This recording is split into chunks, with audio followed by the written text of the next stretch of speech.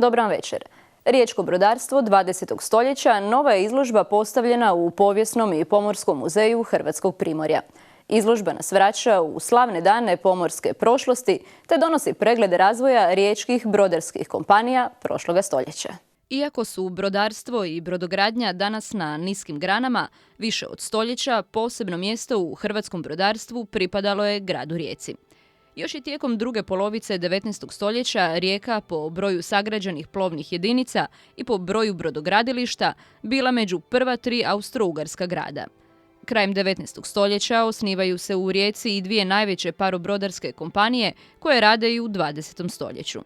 O tim slavnim, ali i turbulentnim vremenima prošlog stoljeća mlađe generacije mogu doznati, a one starije se prisjetiti na izložbi Riječko brodarstvo 20. stoljeća, kroz koju autor Nikša Mendeš donosi zanimljive priče, fotografije i pomorske rekvizite. Kad smo zamišljali ovu izložbu, naime, nekako moja zamisao je bila u biti predstaviti 20. stoljeće brodarstva u Rijeci u 20. stoljeću, odnosno naglasak sam htio da stavimo na najvećeg linijskog brodara, znači duge plovidbe, nekadašnju Jugoliniju, odnosno Croatia Line. Međutim, poslije mi se ipak rodila zamisao da bi trebalo obraditi i razdoblje prije Drugog svjetskog rata, jer nekako se sve to ipak, odnosno samo ovo poslijeratno razdoblje se logički nadovezuje na ovo prijeratno i cilj mi je bio istaknuti u biti domaće riječke kompanije koje su djelovale znači tu u Rijeci od vremena Austro-Ugarske do stvaranja neovisne Republike Hrvatske. Ungaro-Croata, Adria, Jadranska plovidba Sušak, Costiera Fiume, Jadrolinija i Jugolinija neke su od najznačajnijih riječkih kompanija koje su ostavile duboki trag u putničkom i teretnom prometu na Jadranu, ali i ostalim svjetskim morima. Početkom stoljeća austro-ugarske vlasti su ulagale značajna sredstva u izgradnju i uređenje parobroda, a u to vrijeme zbog interesa aristokracije za Kvarnerske otoke uvode se i turističke linije. Brodar Ungaro-Croata tako će početak Prvog svjetskog rata dočekati s gotovo 50 brodova u floti, građenih uglavnom u Malom Lošinju, Trstu i Rijeci. U riječku luku tada su sve više uplovljavali veliki putnički parobrodi duge plovidbe iz Sjeverne i Južne Amerike. Riječka Adria, kao i Hrvatsko-Ugarsko parobrodarsko društvo, koje je postao najjači putnički brodar, uključuje se u taj proces. Započeli smo sa razdobljem prvih putničkih kompanija znači putničkih parobroda, to su u prvom redu Ungaro-Croata kao najveći brodar. Zatim u međuratnom razdoblju imamo 2 cjeline, jer su s jedne strane su bili brodovi koje su radile talijanske kompanije na riječkoj strani, a na sušačkoj strani su bili kompanije znači grada Sušaka, kako su ta dva dijela grada u biti bila i pripadala različitim državama u to vrijeme. Oni su u biti sami razvijali sve te brodarske kompanije, tako recimo od ovih sušačkih su bile najpoznatije prekomorska plovidba Sušak, Atlantska plovidba Sušak, Jadranska plovidba koja je bila najznačajnija jer ona održavala ove domaće linije. A sa talijanske strane, odnosno sa ovaj dio grada koji je pripadao Kraljevini Italiji, su bile Costiera Fiume, Adria Fiume, Atlantika i slično. I nakon 1920. godine u stvari je izvršena podjela između te 2 države, između Kraljevine Italije i Kraljevine SHS, tako da su nekadašnja cijela ta austro-ugarska flota je u biti podijeljena između te 2 države. Početkom 20. stoljeća Rijeka nije imala snažna brodogradilišta pa se okrenula vanjskim tržištima, i to pretežno britanskim brodograditeljima. No jačanjem brodogradilišta Gansi i Danubius te brodogradilišta braće Martinolić u Malom Lošinju stvoreni su uvjeti za jaču domaću proizvodnju. A prvi brod sagrađen u Rijeci nosio je ime Hrvat. Mi doduše nemamo tu izloženu njegovu sliku na izložbi, ali to je jedan mali parobrod koji je u biti prvi koji je sagrađen u Rijeci 1872. godine za brodarsko društvo Senj i održavao je ove kratke linije između Rijeke i Senja, putničke linije, i od njegovom gradnjom javila se ideja u stvari o tom riječkom parobrodarstvu, jer su tadašnji riječki brodovlasnici su se još dugo vremena oslanjali u biti na jedrenjake. Znači, tek negdje krajem, recimo 90. godina 19. stoljeća se stvara prva kompanija, putnička kompanija parobrodarska u Rijeci, znači od domaćeg kapitala. To je bila ta Ungaro-Kroata, a jednom kratkom vremenu je i sam Hrvat bio u sastavu Ungaro-Kroate, ali kasnije je prešao u privatne ruke i nije nažalost baš dobro, nije dugo više plovio. Međutim, od njega s njim je u biti sve počelo. Nekako se, znači, već ti riječki brodovlasnici su uvidjeli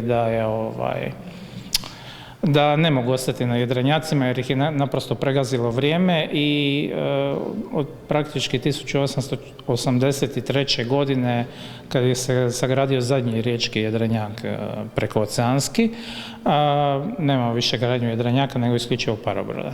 Nakon Drugog svjetskog rata započinje obnova flote trgovačke mornarice koja je većim dijelom pripadala domaćim brodarima. Netom poslije završetka rata vlada osniva 4 velika brodara.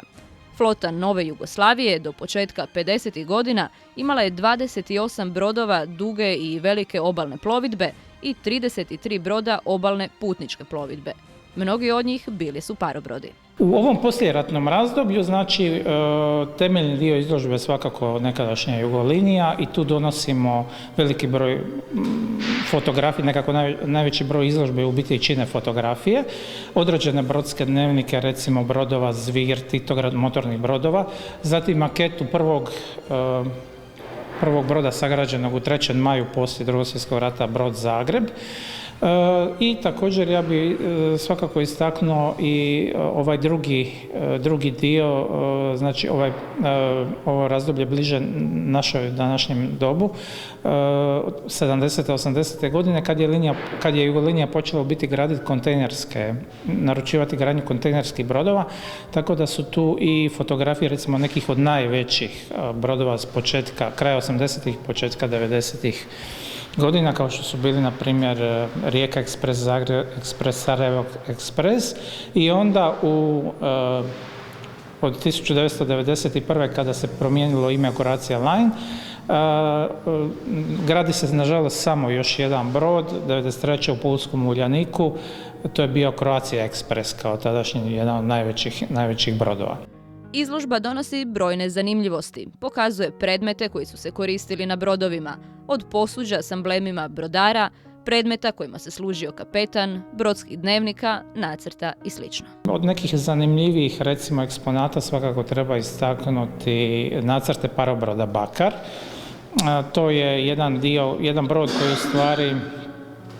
koji je u stvari bio vrlo značajan za jadransku plovidbu Šak, ali kasnije poslije Drugog svjetskog rata pripao Jadroliniji, ali on je poznat po tome što je, nakon što su ga preuzele talijanske vlasti, nakon kapitulacije Italije 1943. godine, u biti već u 1944. on prelazi u službu organa vlasti Nove Jugoslavije, odnosno u službu u biti partizanske mornarice i koristio se za prijevoz ranjenika, putnika koji su u biti prelazili u Italiju na oslobođeni teritorij, a onda je nakon Drugog svjetskog rata uključen u plovidbu ove Jadrolinije kao mali putnički brod. Također bi istaknuo, pored njega imamo recimo maketu parobroda Rab, koji je isto jedan od tih manjih putničkih parobroda koji su plovili nakon Drugog svjetskog rata, i jedna od najvećih je svakako maketa parobroda Biokovo, jer svakako treba istaknuti da je Jugolinija na neki način onih prvih poratnih godina kad nije bilo još mogućnosti gradnje brodova u našim brodogradilištima, naručivala gradnju brodova vani po Europi, ali u prvih nekih 10-ak recimo godina koristila još predratne parobrode za svoje plovidbe, svoja putovanja, i jedan od takvih je parobroda bio taj brod Biokovo. Ova izložba ne samo da se prisjeća slavnih pomorskih dana, već pokušava potaknuti odgovorne strukture na razmišljanje, ističe autor. Riječko brodarstvo prošlog stoljeća je kotiralo izuzetno dobro, ja bih rekao, čak je bilo praktički Jugolinija je pored recimo tankerske plovidbe Zadar i Atlantske i plovidbe Dubrovnik, bila jedna od tri praktički nositelja, tri temelja općenito brodarstva nekadašnje Jugoslavije poslije Hrvatske. Međutim, nažalost, eto tih 90. godina spletom nesretnih okolnosti ona je kao brodar nestala. Ali i u onom ranijem periodu, čak i u razdoblju između dva svjetska rata i u doba Austro-Ugarske, su brodari koji su se nalazili u Rijeci bili glavni pokretači razvoja ukupnog, znači brodarstva države, jer je uz, recimo do doba Austro-Ugarske, uz nekadašnje tršćanske brodare, znači austro-ugarski Lloyd iz Trsta, su riječki brodari bili, odnosno kompanije bili vodeći u Austro-Ugarskoj. U izložbu je autor umetno i edukativni kutak za najmlađe. Pripremili smo jedan takozvani dječji kutak za njih pomoću jednog nacrta parobroda gdje bi oni prepoznali određene dijelove broda i označavali sa pojedinim točkicama, znači što se točno, gdje se koji dio broda nalazi, odnosno da prepoznaju na neki način gdje je pramac, krma, zapovjedni most i slično. Izložba Riječko brodarstvo 20. stoljeća otvorena je do kraja godine, a zanimljivosti o toj temi koje nisu prikazane na izložbi autor Nikša Mendeš iznio je u katalogu. U Baški na otoku Krku održan je 12. susret Čakavaca, Kajkavaca i Štokavaca u organizaciji katedre Čakavskog sabora Bakarskoga kraja. Projekt Ča, Kaj, Što najdugovječniji je projekt katedre, čime njeguje suradnju s mnogim kulturno-umjetničkim društvima koja također prikupljaju, čuvaju i promiču tradiciju, baštinu i govore svoga kraja. Ove godine projekt je realiziran u suradnji s turističkom zajednicom i općinom Baška, a cilj je bio ukazati na različitosti govora u Primorsko-goranskom kraju i potrebu zaštite čakavštine. Susret je započeo u Jurandvoru u crkvi Svete Lucije, gdje su se sudionici upoznali s počecima pismenosti Hrvata, to jest sa bašćanskom pločom. Mi se nalazimo u mjestu Baška, koje po mojemu ovdje je u njegovom području u Jurandvoru nastao prvi hrvatski krstni list na hrvatskom jeziku. Prije toga nije bilo. To je bašćanska ploča na kojemu prvi put piše na hrvatskom jeziku i hrvatskom pismu glagoljicu Zvonimir zarez hrvatski kralj. Njega dala kruniti, bimo se mogli našaliti, Evropska unija, jer tada je bio papa, jedan od glavnih u Europi, i on je poslao zlatnu krunu Zvonimiru. Dakle, to je prvi put u povijesti uopće da se riječ hrvatski napiše na hrvatskom jeziku i pismu. To je jedno. Od onda je Baška i dalje bila jedna od onih središta koja je utjecala sa svojim govorom na razvoj uopće hrvatskog jezika. Tako da smatram, ja sam to i objavio više puta, smatram da je čakavski jezik prvi hrvatski jezik, a ne drugi. A tome da su to, imamo i dokaze za to i tako dalje. Jer prvi Slaveni uopće u povijesti koji su se pojavili, a znači Hrvati na hrvatskom prostoru, su se pojavili u Istri. Ne drugdje, nego u Istri. I to 599. godine imamo prvi dokumenat koji danas postoji u Vatikanu. A sljedeće 600. godine Papa Grgor Velike šalje biskupu Salonitanskom u Solin vijest da su se pojavili nekakvi pogani Slaveni u Istri.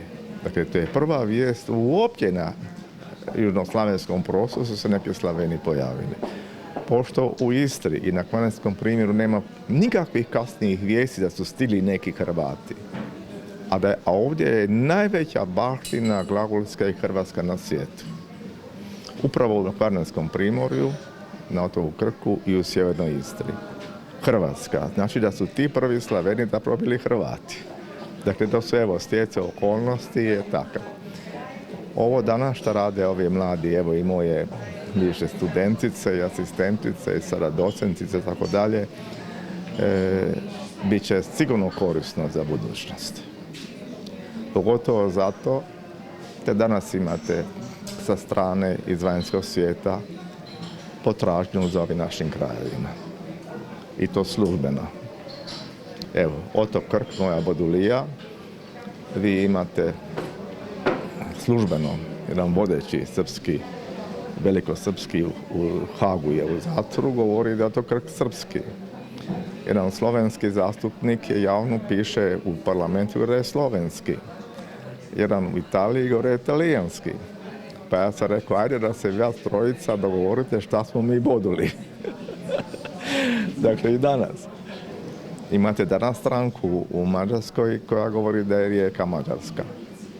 Dakle, da nije palo toliko ljudi kroz stoljeće, da nije ubijeno i u zadnjem ratu i sad naše domovinskom, to bi bilo smiješno, razumijete.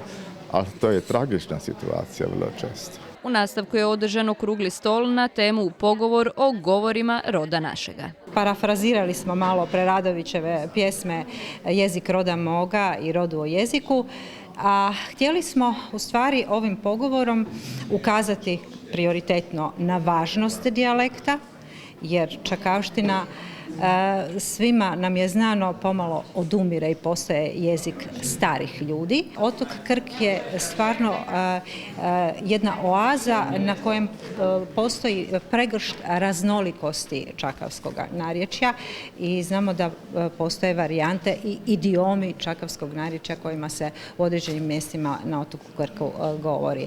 Obzirom da je u manjim mjestima i ruralnim sredinama sve manje stanovništva, pa tako i izvornih govornika, ključno je pitanje današnjice kako očuvati dijalekte i idiome. Trebamo promicati svoj jezik sa koljena na koljeno, to je obavezno, i stalno ponavljati ljudima da govoriti čakavski nije pogrešno ili nešto tako, već da je itekako vrijedno i upravo to ih čini različitima od ostalih ljudi u ovo vrijeme globalizacije. Mi smo se vabaške našli da svoju čakavštinu bakarskog kraja predstavimo. Po domaći ćemo nastojati svi govoritki smo ovdje, a i da se malo domislimo na cakavicu, ku već bakru ne čujemo, až bakru se prestala cakavica govoriti. Poneštricu smo predstavili na etnoj izložbe. Pitali su me ljudi zač baš Poneštricu. Pa sam rekla, Poneštricu smo otprli vabaške, až s Poneštrise se vidi. S Poneštrise puno čuje, s Poneštrise čuje kantanje, kritikanje, pod Poneštrom se korteja, a Poneštra je iza svitlosti zrak. A ovdje, brate, lipoti, svitlosti zrak vabaško je koliko ćete. Sama ta naša izložba je na neki način ta Poneštrica starinska, ku želimo provokativno prikazati kroz fotografiju i želimo da se je zaštiti. Neka bude autohtona, onakova kako zapravo imaju stare kući. Vabaškoj su prelipe Mike Poneštrice. I onda smo odlučili starinske koltrinice na Poneštrice staviti i to će biti jedno lipo događanje.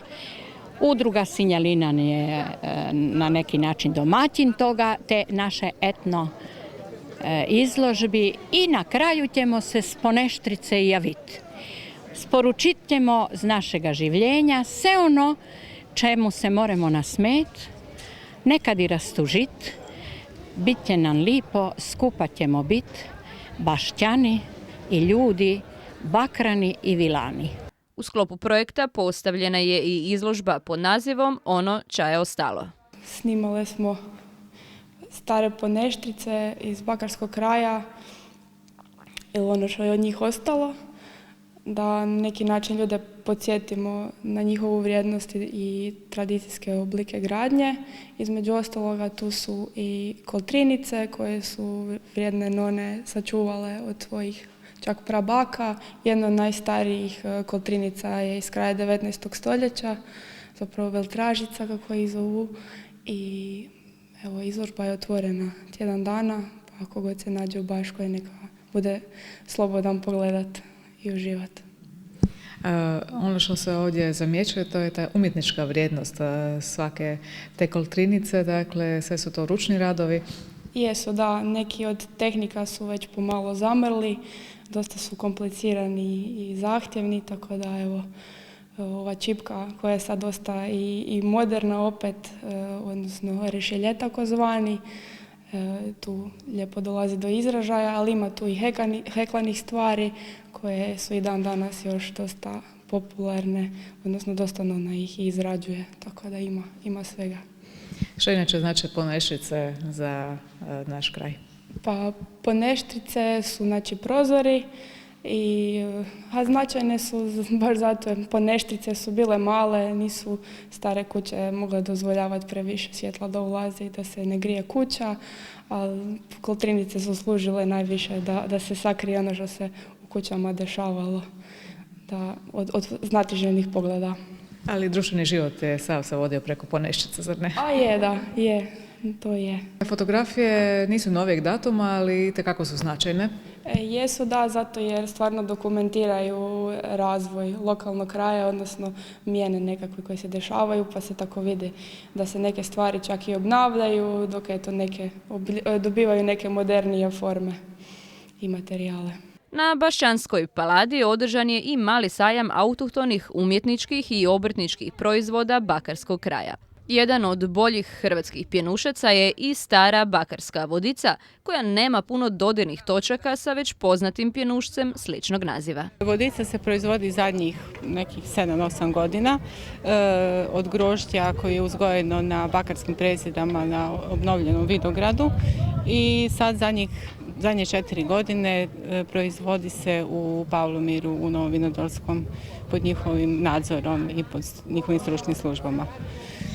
Sličnost ili razlika sa onom bakarskom vodicom koju svi poznaju? Da, pa stara bakarska je zato jer je proizvedena od grožđa koje se uzgaja na tim terasama. Zato je stara bakarska, to je poveznica sa onom bakarskom koju smo nekad imali i pili. Međutim, velika razlika je što je nekad vodica bila slatka i svi sad danas očekuju isto da će taj sladak okus osjetiti. Međutim, to su nove proizvodnje i tehnologije i ona je ocijenjena jedan je od 3 najkvalitetnija pjenušca u Hrvatskoj, ali nema te slatkoće jer je danas to drugačije. Kakva je potražnja i zainteresirana za njom? Pa sad vodicom još nismo izašli na tržište, idemo na sajmove, ali evo očekujemo da ćemo tokom nove godine, da će se moći naći na policama nekih ekskluzivnih trgovina i restorana. Kolika je sad proizvodnja vaša?